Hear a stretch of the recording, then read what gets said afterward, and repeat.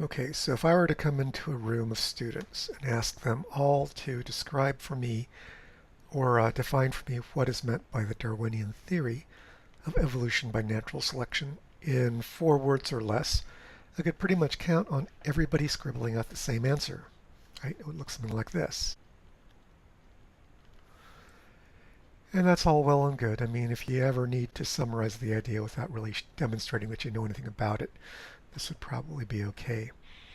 But there's a problem with this. I mean, if I were arguing against the creationist, and they would point out that the whole core, this whole definition of evolution by natural selection was a truism or a tautology. I don't know if you're familiar with this term. So the concept in philosophy of a tautology is something that is, it's completely meaningless. Tautology basically says that you're saying the same thing over again. If you turn the lights out in a room, it gets dark. Because dark is kind of like defined as the absence of light. So of course, if you turn the lights out, it's going to be dark. So I mean, if you say something that is so obvious and is so redundant that it has no meaning, then that would be a tautology. And if anybody were to demonstrate for me that this idea of survival of the fittest is a tautology, then it would basically be a pretty destructive argument. Okay, and it's not that difficult to do that. Okay, so I mean, if you say, for example, if you define fittest, if fittest actually means those individuals in the population who survive, then this survival of the fittest concept turns into survival of those who survive, which is basically a completely empty and meaningless sentence. So the problem is not really one of the Darwinian model being based on a tautology. It's simply that you don't convey the full meaning of a pretty interesting theory in 4 words without giving up some significant meaning. So I guess what I'm trying to say is that survival of the fittest is a pretty poor way of depicting the Darwinian model of evolution by natural selection, and we want to just start off by doing a much better job. Okay? And I want to distinguish the concept of evolution by natural selection with the actual part that is natural selection on its own. I like to make the following argument, which is that if you have these 3 conditions, there will be some evolution by natural selection. There's no way around it. It's not can evolution occur or might evolution occur. No, if you have these 3 conditions, evolution will occur. If you're lacking any of these conditions, then evolution will not occur. And so this is a logical argument. I think you guys are old enough to be able to appreciate the logic behind this. And so the 3 conditions are as follows. The first one is that there must be phenotypic variation, which basically means that there has to be differences among the organisms in the population. If you start off with every individual in the population being exactly the same, then there's no opportunity for selection to favor some over others, and therefore there'd be no opportunity to change. Okay, that was pretty easy. B. Okay, selection has got to favor some of those phenotypes. Remember, we've got phenotypic variation, and there's some phenotypes that are different from others. Some of those phenotypes have got to be favored. They have to have a greater success in survival and or reproduction.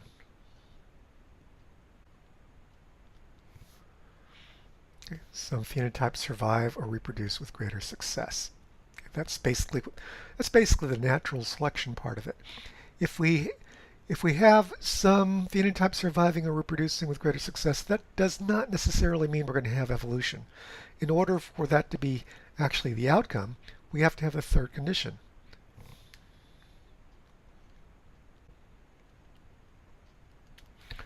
And that third condition is that the phenotype must be heritable across the generations. We have to have the offspring resembling the parents. Okay? If an offspring has a particular phenotype and it's not related to genes, or there's no way for that to be passed on to the next generation, then there's no way for the population to look different in the next generation. Okay, so with these 3 conditions in place, organisms varying, and then some of those variable types having greater success than others in surviving and reproducing. And if the offspring of those survivors and reproducers have similar phenotypes to their parents, then across one generation, the population will look different. Okay? If we have all three, evolution by natural selection will occur, and the population in the generation of offspring will be different in appearance from the population of their parents. Okay, great place to continue this discussion is with these finches that were noted by Charles Darwin. Okay? And when Charles Darwin went to the Galapagos, he found some birds that looked like regular finches, the ones he recognized back from England.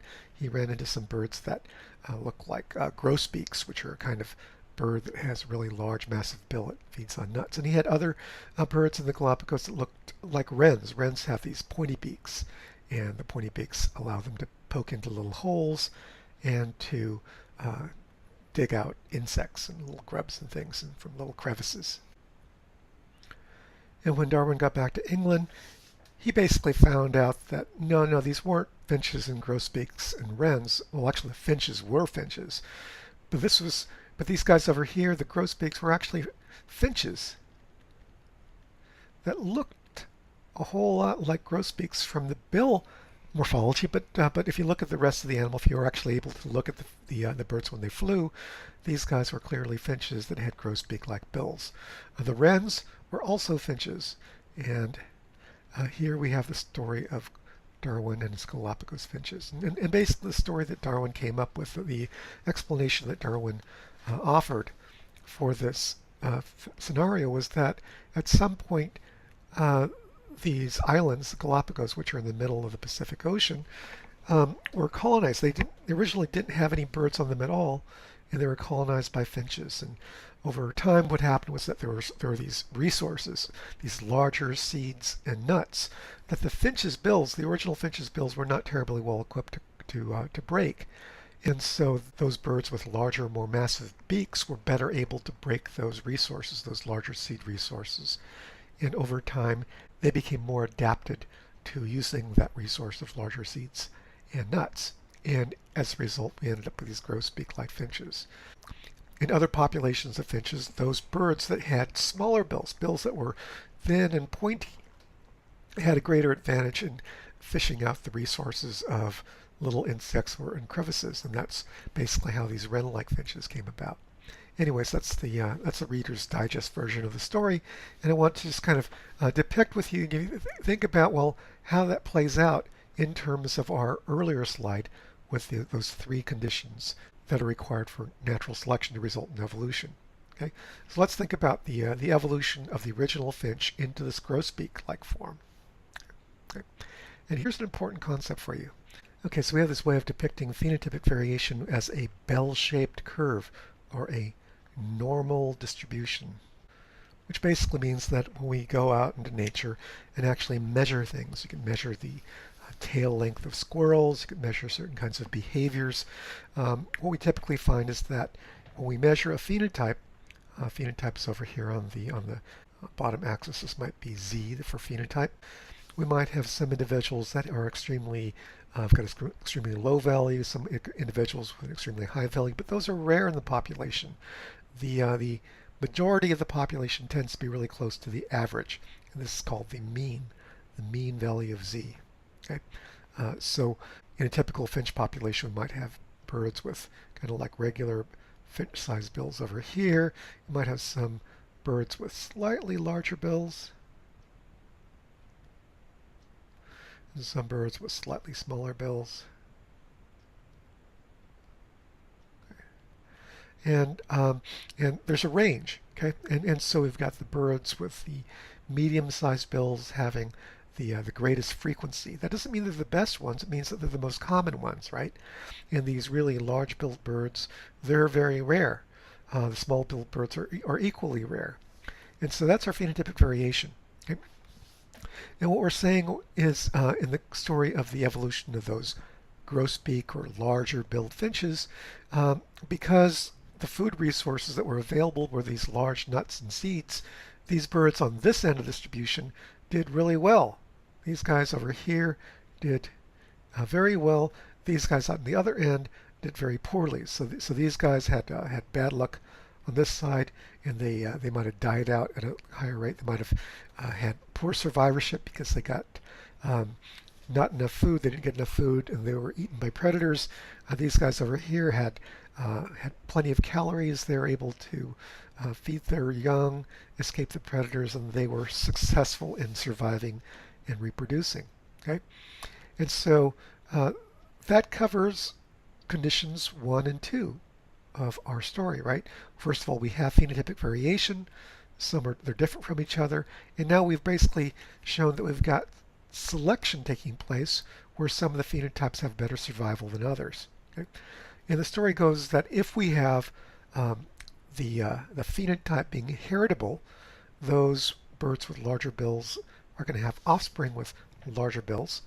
Then we might come back in the next generation and we would say, well, the offspring of these birds over here are going to have offspring. They're going to have somewhat larger bills relative to we had in the previous generation. Basically, the phenotypic average will have moved from a mean over here, an average over there, to a mean over there. The whole population is shifted to the right because of this event of natural selection. Okay? So yeah, I mean, this movement from there to there, that would be kind of like our evolutionary change. And that last condition of heritability of phenotype is required for there to be a change. Okay? Now, that's the basic story of natural selection. What we're going to do in our laboratory is going to seem a little bit weird. That's because it's legitimately very weird. Okay? And we're going to do this thing where instead of doing what would be logically sensible, which would say, okay, we've got a phenotypic axis and we've got variation like this, our lab is going to be kind of like a histogram, right? We're going to have different implements, or a population, instead of being birds with short bills, birds with medium bills, birds with long bills, we're going to be kind of like birds because we'll be picking up resources. But instead of having that continuous variation of different values of bird size, we're going to have maybe chopsticks over here. These are chopsticks. We'll have a fork. We'll have a spoon. We'll have a knife. Tongue depressor, tweezers. I'm not sure what they are. I'd have to read the laboratory again. And so instead of having a population where the variation is continuous, like small beaks, middle-sized beaks, and long beaks, we're going to have a population of birds in which the variation is really kind of weird, where some of the birds are using chopsticks to pick up their food, some of the birds are using forks, some using spoons, some using knives, tweezers, and tongue depressors. Okay? But the same idea applies. I mean, even though we're not depicting variation in the same way, we should be seeing maybe some differences in the bird's abilities, and you guys are the birds, and your abilities as a population to pick up food resources using different implements. Okay? And so what we're going to be doing is tracking the success rates of the different implements, and basically what's going to happen is that we might start off with an equal number of all of these different implements, and after one generation we might find out that that tongue depressors did really well. These guys had a great amount of success. Okay, these guys did really well, and the chopsticks did really badly, and the spoons did really badly, and the forks did pretty well, and the knives did pretty badly, and the tweezers did sort of good. And so basically, if we started off with a population that had an equal number of the six implements, okay, we might see these guys go down. They would become less common. These guys would become maybe a little more common. These guys would become less common. Remember, because they're not doing very well, these guys would become less common. These guys would become far more common, and these guys would become maybe about the same because they're kind of indifferent. And so basically the population has shifted. It has evolved from the original phenotype range where you had an equal number of all 6 phenotypes, all 6 traits, to one which we've got an unequal distribution with more tongue depressors than everybody else. Okay, and then starting from this point, basically now that we've got a new population with more tongue depressors than everybody else, we're going to do the same thing. We'll put you out and you'll be collecting the food resources, and we'll find out, well, let's see what's going to happen in the second generation. Um, Maybe the tongue depressors will do really well again. Maybe the forks will be doing really well the second generation, and everybody else will be doing poorly. So if the tongue depressors do well again, maybe the numbers are going to shoot up.